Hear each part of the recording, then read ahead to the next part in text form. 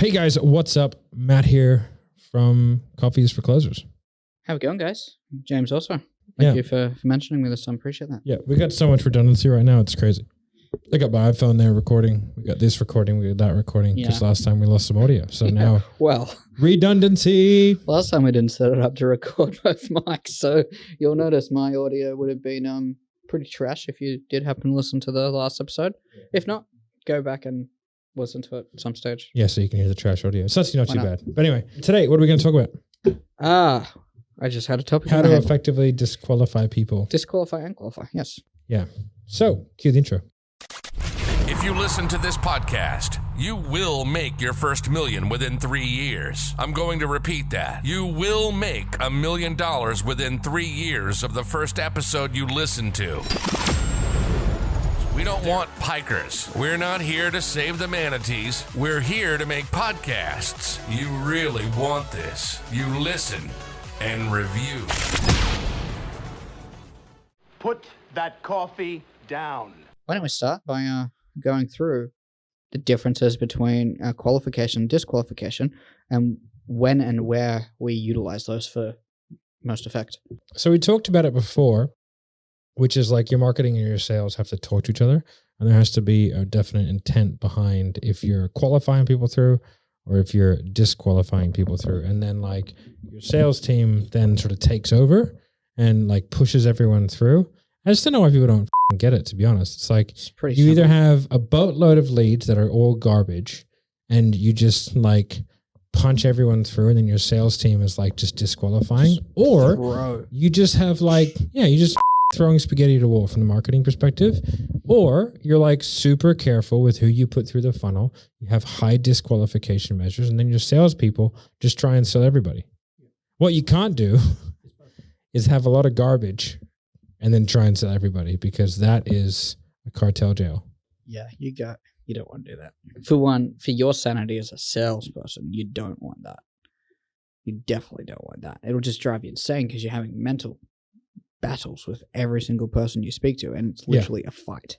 Yeah, and there has to be like some level of intent behind it. Yeah. So like our client reached out to us today and was like, why are all these people not showing up to sales calls? It's like, well, man, because like we're flooding through garbage. Like we have a famine. So it's like we're having to really sort of push a lot of people through to a sales call and then try and figure out on the sales call if they're right. We're just giving ourselves the most opportunity possible. To get but like sales. In exchange for that, like that's going to result in a higher no-show and a lower close rate. Yes. Because like, but it's all intentional. Like, or we can just be super, like we can be really, really, really critical as to who we put through.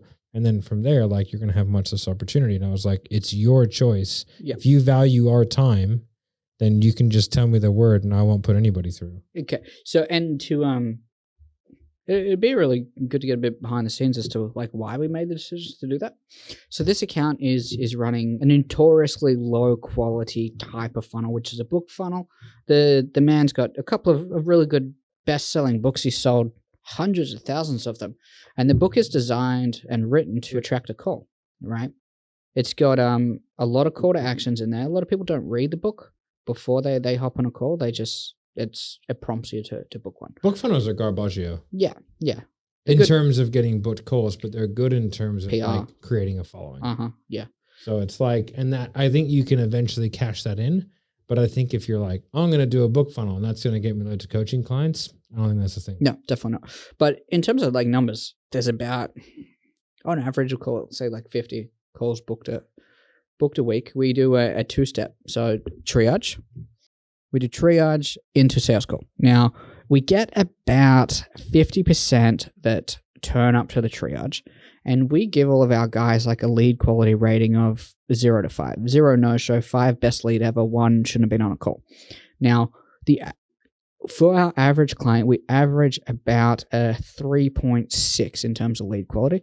This account is down at about the 2.4, all right? Meaning they don't qualify. There's a lot of metrics there that they need to hit to work with this, particularly because there's a non-ROI attached to this coaching offer, right? It's branding. So knowing that we're not going to get many calls, it takes us about 12 taken triage calls to result in one sale, which is on the lower quality end of what we typically deal with. So with that, we put everyone through. We would normally put 4s and 5s through, and occasionally the 3s, right? But here we're putting 2s, 3s, 4s. And if we ever get a 5, we'll just take it, right? So we're putting them through, which is naturally going to lead to a higher no-show rate for sales call and a lower close rate for sales call. Now, the reason we do that is because we still get sales from those 2s and 3s. They are rarer, but if we didn't put them through, we would get about 70% less of sales in total, which means 70% less cash collected, 70% less contract value. So with the infrastructure we have in place, the sales reps know that that's what they deal with, and they're happy to go through that process to get better and learn. They're okay with it. Otherwise, we would say, no, we want no part of this. It's not at a level that we consider at our standards, right? So that's cool. The guys do that, and we get more sales from the fact that we are intentionally doing a spaghetti method. If we weren't, we would be very, very worried about the results coming through that from a sales perspective and from a time perspective. Yeah. So it's just about being intentional and having intent behind how you run your sales. Yeah. Like, and it's super simple. It's like, but I think one of the things that we've found out is that people are just running and gunning, not really taking much notice of it. Yeah. And the sales guys are always feeling like they're under the pump. Mm-hmm. And it's like, sometimes, like, you know, we always say one of the mottos of the company is it's not our fault, but it is our problem. Yeah. Yeah. And it's like, if the lead quality is low, it's like, well, like, we have nothing to do with that process. We can't control it. But like, it sure the affects us. You betcha. So we better start figuring it out, which is why we've created like organic marketing stuff, why we've created all these hectic follow-up stuff so that we can continually make sales. But like, I guess that poses the question, like, how do you know when to qualify, when to disqualify? Mm-hmm. And I think like it's much more to do with the individual salesperson than it is probably the business. Like if I'm a sales guy and I'm working on an account, like, this is one of the things that baffles me is like, I hear people, like, I was doing a training, I was coaching Eli the other day. Yeah. And I was saying how like I won't stop a call if the person's partner isn't on there. Yeah. He was like, what do you mean? I was like, well, I'm on the call. Yeah. Like, it's a waste of my time. What the am I going to do? Like, what am I going to do? Like, be like, oh, well, yeah, just like get your partner on the call and come back. No. Like, you're never going to make that sale. That's great advice. If I was like a absolute rookie, I probably would want them to do that, depending on where they're at in their development. Yeah. No, well, okay, I'll push back on that because you're there. First of all, have you expressly told them that they have to have all decision-making parties present? Do you know what I mean? So like, is that actual conversation been had? And if it hasn't, you have no right to reschedule that call. Like, you've booked out that time in their diary as much as they booked it on yours. Okay. Right? So like, you have to respect that prospect is probably equally as busy as you are. And it's like, you never told me I need to have my wife here. Like, that was not part of the marketing campaign. Do you know what I mean? And you decided to book this time with me. So it's like, yeah. But also, like, what am I going to do? Go and watch Netflix? Like, you could do follow-ups. I'm a sales guy. Like, I'll have a person in front of me with an opportunity to sell. Is it a high likelihood conversion? No, it's not. But what is it? It's 100% likelihood that I have a crack and then I get the attempt, and that I can then sell the crap out of that person to where they convince their partner to do it. Yeah. Like, I've got to, like, but if I was like, now in that situation, I would never reschedule. Now, putting people through to second things is different because, like, I just think like I'm a sales guy. That's, we're miscommunicating. What I mean is, like, I would still do everything and pitch that person, right? But then if they needed their partner to make a decision after I've tried to objection handle, I would book them into that as follow-up call with their partner on the phone. I would never cancel a call. Oh, no, not at all. Like, it's just such a garbage move. It's such a lazy, precious salesperson move to be like, oh, well, your partner's on the call, we should reschedule. It's like, just get better at overcoming partner objection. Yeah. That little baby bird. Get back in the nest, baby bird. Feed yourself. I was just baffled when I hear that shit. I'm like, are you that precious? And are you that busy? Like, I run a company with a whole lot of people and I have 2 kids. Yeah. Like, I'm busy. Yeah. Like, I'm back to back pretty much 8 to 9 hours a day. And then I go home and I'm back to back looking after children Yeah. until 8:30 at night, and then I have like an hour to chill out, and I go to bed. Okay. Like that's me. And it's like if I'm willing to be on the phone with that person, like who the is some 25-year-old guy who has nothing better to do but sell people? Yeah. Why is he whinging about like, oh, wasting my time? All you have is time. Yeah. Yeah. Like, but like now you should have a process, which is why I like 2 call closes. I hate 1 call closes. I think it's a stupid way of doing things. Mm-hmm. But 2 call closes where you can set that up and you can have a short call with someone. You can qualify them. And now qualifying people through, going back to what I originally said, like if I was super busy. Call 1, call 2. Call 1, Yeah. right? So if I'm going to qualify, that's why I like 2 call closes, because you can identify like people who should be pipelined and identify people who can be sold now. And you can do that easily. Mm-hmm. And then you can make an active decision whether or not you put them through a sales call anyway. Because if I'm only selling for 1 account and I want to make as much money as possible, it's not going to hurt me to do a sales call with that person, knowing that they're probably not going to sell, but I pitch them, do a great job, create a follow-up. Yeah. Like it's just an hour of my time. Like it's not like you're Elon Musk, right? Where you have 3 assistants, you know what I mean? So like if I wasn't very busy, I would put anyone who I thought could genuinely benefit from the product or service, I would put into a sales call. Yeah. Now, if I was super busy and they had an abundance of really good leads, I would be far more picky in who I put through to a sales call, but I would have a pipeline process for the people who are not ready to go into a sales call. You would bring people on under now you to go through. Yeah. Yeah. I would have like, hey, listen, I think that we can really help you. I think that right now it's not the best timing for you. What I'd love to do is book you in for another 15-minute call in about 4 weeks' time. Would that be something that you'd be open to? To like, yeah, that's awesome. I really appreciate that. Let's do that. And then you're pipelining people. And then it's like, sweet, man. And like that's how you create lots of sales. then one day you cash it in, right? All right. So call 1. Are you aiming to qualify or disqualify? Depends on the marketing. Okay. If the marketing is qualification, then I'm disqualifying. If the marketing is disqualifying, then I'm qualifying. It's the opposite. Glenn, can you give me examples? So if you look at someone like Vince DelMonte's marketing, right? Yeah. High disqualification funnel. Yeah. Like for the most part. Uh-huh. Now it obviously changes and rotates and stuff like that. But it's like, hey, we are this person. We are here for this person. Watch all this content. Answer these questions. Fill out this application. If they've got logic involved where it's like, if they don't make X amount of money, they can't get through to a booked call, X, Y, Z, right? So if they have the logic in place to be able to do that, where they're like if we look at Serhnant, for example, heavy disqualification funnel. Yeah. Like heavy. It's like, if you don't tick these boxes, you don't get through. So with that, I'm pushing everyone, man. Like everyone. It's like the triage is a formality. Yeah. Yeah. It's like, it's just to basically set up, assess need, do some groundwork, put to a sales call, right? But if I've got like, if we look at like a BizOp, like an Amazon, with an ROI, bro, like that's the Wild West. Yeah, get like everyone you can onto a call, then figure it out. Well, we got to get everyone onto a first call, and then we got to filter hard. Yeah, but you know what I mean. We got to, because if we just put those people into sales calls, that's just a whole bunch of junk on someone's diary. You know what I mean? So that's where like, that's the spaghetti method of marketing, right? We have to be like the colander, you know? Whereas if it's like, if they've already got the colander up high, then we have to take everything that's there and ram it through as hard as we can. Yeah. Okay. So that's how we figure it out.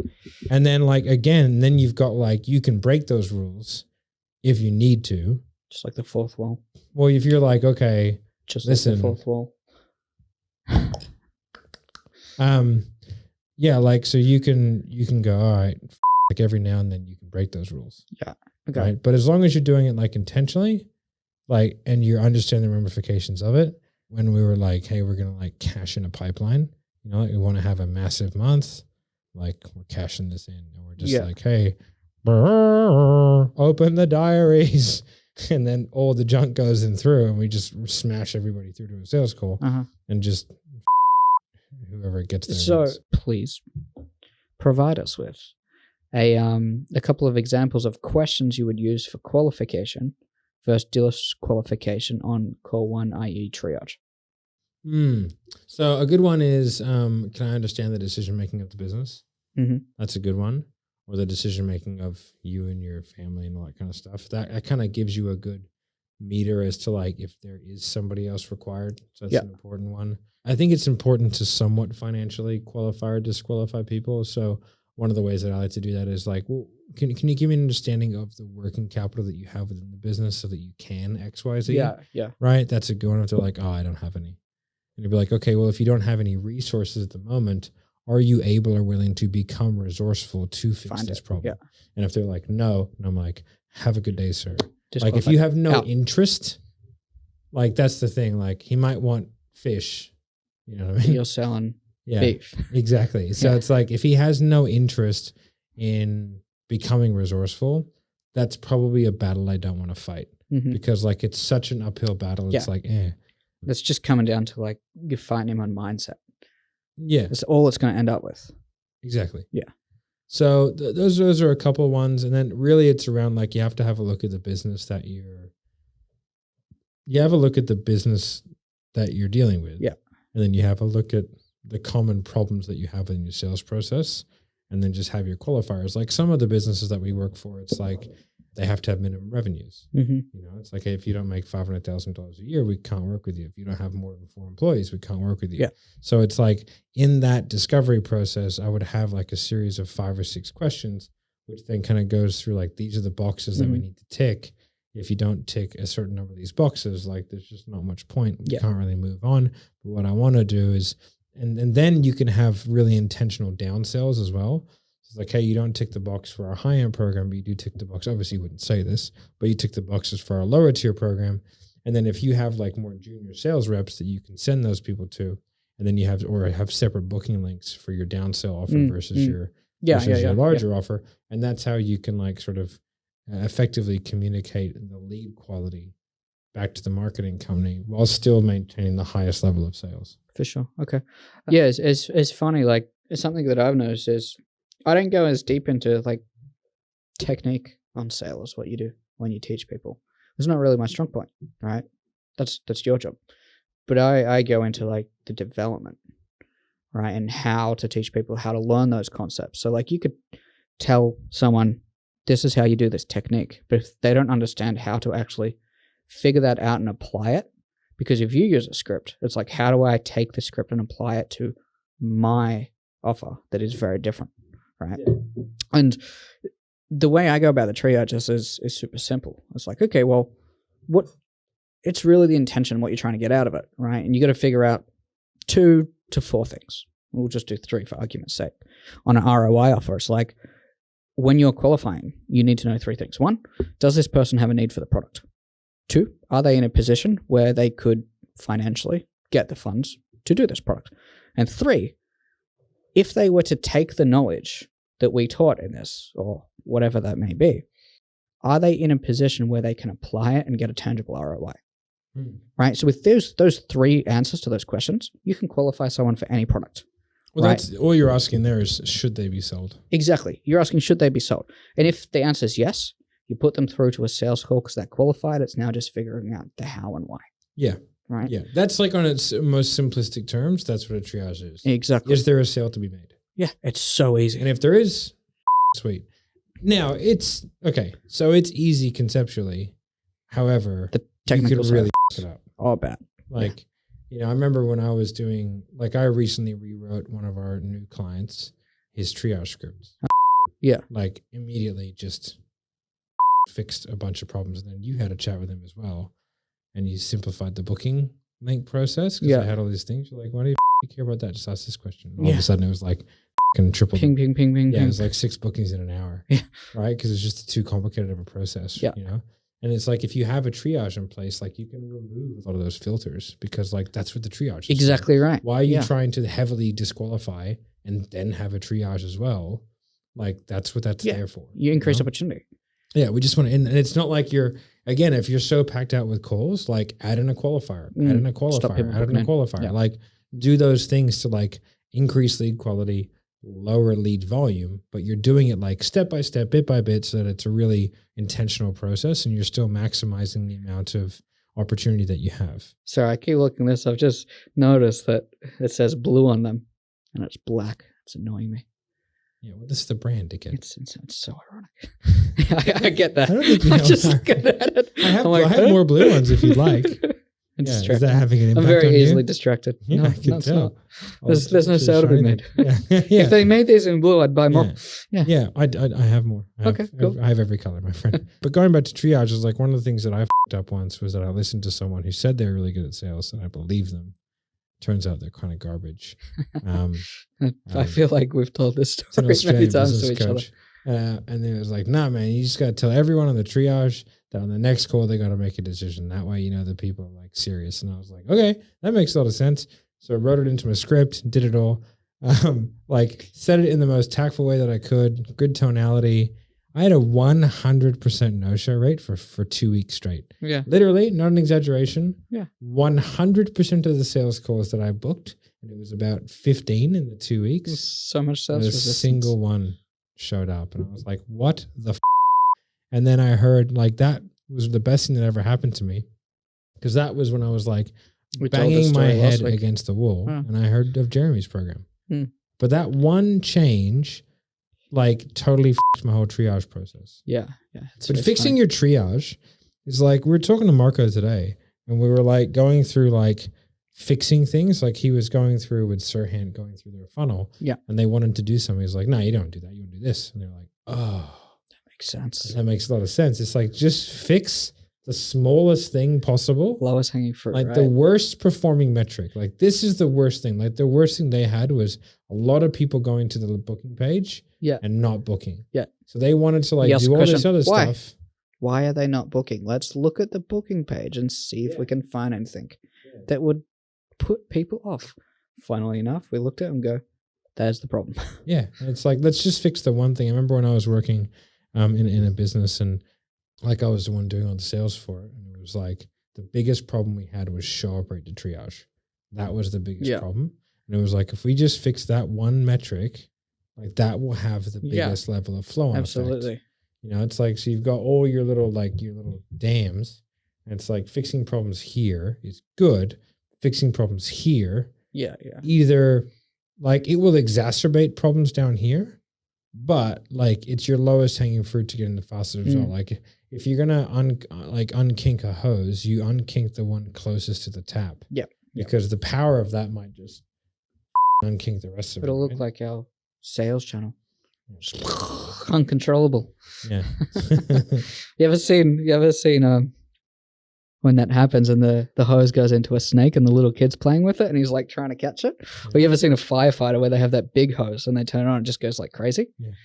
That's the delivery team when we start a new client. We started a new client. Ah! Holy I can't control this. Stop, Sausage please is stop, going turn it to off. the face. But yeah, so like really the long and the short of it is that's our take on qualifying versus disqualifying. There's a lot of right ways to do it. There's a lot of wrong ways to do it. But really like you have to look at the totality of the evidence and then have a look at like work with your marketing department, work with the sales and go, what is the ethos of what we're doing? Like what are we doing here? Like are we disqualifying people or are we qualifying people? And then okay, if whatever we're going to do, we have to do the opposite on the sales. Yeah. Because if we're disqualifying, we'll have like one great client. No one. And like it's a simple question you ask the client. Do you want to make the most amount of sales possible, or do you want to be able to brag about mad conversion rates? Yeah. Well, it also depends on like how much time has a salesperson got. If they're selling multiple accounts, which I highly recommend, but if they're like a solopreneur where they're the delivery department, the accounts department, the sales department, the marketing department, like you can't do that many sales calls. You don't have time. Yeah. So like, but then realize when you turn the tap back on, when you get somebody in, like they're not going to close as well, not only because they're not you, but also because now you've just changed your marketing funnel to let more people in. Yeah. So because that person needs to be filled up. So it's just like all these things play a role in each other. And I think people are just, it's so frustrating that people don't look at it from like the entirety. And it's like, well, this is what's happening. Like we can be okay with this or we can not be, but we have choices to make. And it's like, we can just increase here or increase here. And it's like, there are reasons why all these things are happening. Like we got to figure this out. And sometimes it's like, you can bang your head against a wall. Some businesses aren't meant to be sold on Facebook. some businesses aren't meant to be sold on LinkedIn. Yeah, it's what I mean? wherever your leads are, right? And so it's like, let's not get emotional about it. Let's just figure out the right way of doing things. If you get, and this is why we track stuff down to like the ad set, you know? Well, I mean, in cases where we have that information and we can do that, we do. If we know that we have like an average qualification rate of 40% through Facebook, but leads that come through LinkedIn have a qualification rate of 80%. Cut Facebook, spend the money on LinkedIn. Is that what I said? Yeah, LinkedIn. Yeah. Absolutely. Yeah. It's like go towards the low hanging fruit. Yep. And then come up with a different strategy. And this thing annoying. Yeah. Come up with a different strategy. I'm annoyed for you watching it. But there's a little screw that I'll just have to do tired of it. Is it a blue one? Yeah. Ever seen a blue duck? And on that note, I think we're done. Yeah, I don't think we'll just ramble for another 10 minutes. All right, guys, make sure if you're watching this on YouTube, you like, subscribe, hit the notification bell. We're trying to set up this studio a little bit better. We have some multicam stuff that we're setting up, but it's not quite done yet. But make sure you give us a subscription wherever you're doing that. That is a law from now on. Yep. And let us know. Join the Closing Code Facebook group because that's where you can get a whole bunch of free training off us. And yeah, if you do have any questions, queries, or doubtful points, there'll be a whole bunch of resources in the descriptions below wherever you listen or watch this. Ask them in the Closing Code. You'll get very good answers from everyone in there. So saith the shepherd. So saith the flock. All right, guys, we're out. Bye. Put that coffee down. Coffee's for closers only.